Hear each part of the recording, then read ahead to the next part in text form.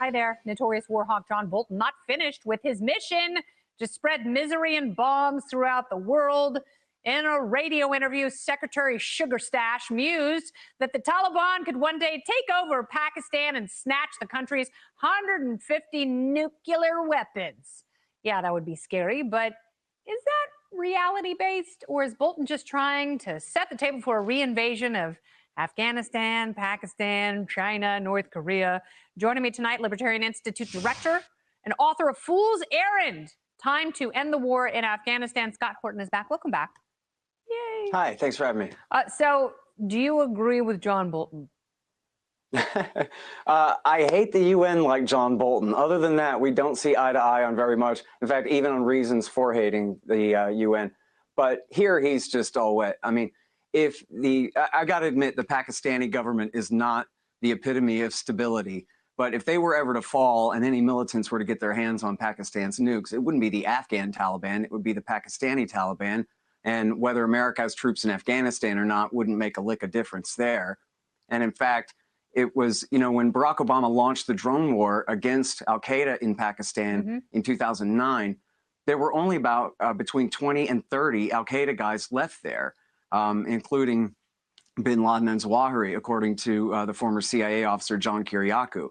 But in launching that drone war, what they did was they al-Qaeda-ized the local Tariqi Taliban, the Pakistani Taliban.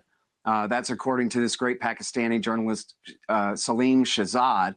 And they ended up radicalizing the Pakistani Taliban and making them much worse, and really probably making them a greater danger to Pakistan's nukes. And they also gave rise to ISIS-K, as they call it, in Afghanistan, who are refugees from that drone war in Pakistan who fled to the Afghan side of the line and created that new problem there. All right. So, obviously, John Bolton is boning up for more incursions, a bigger military presence, and, domination that is obviously never going to happen in that region. But, he makes a point that China is making a play here, and we have to be very careful because you have two nuclear powers in the region, Pakistan and India. So what should the United States be doing positively in order to bring them back from the precipice of stupidity?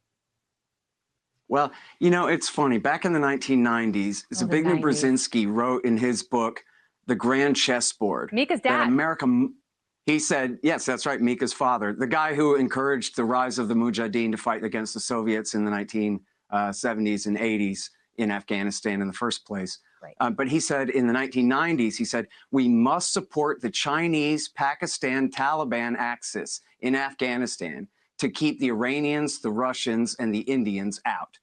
Well, that's the exact opposite of the policy we've been fighting for the last 20 years. We've been backing Iran, Russia, and India's friends to keep the Taliban and the Pakistanis and the Chinese out.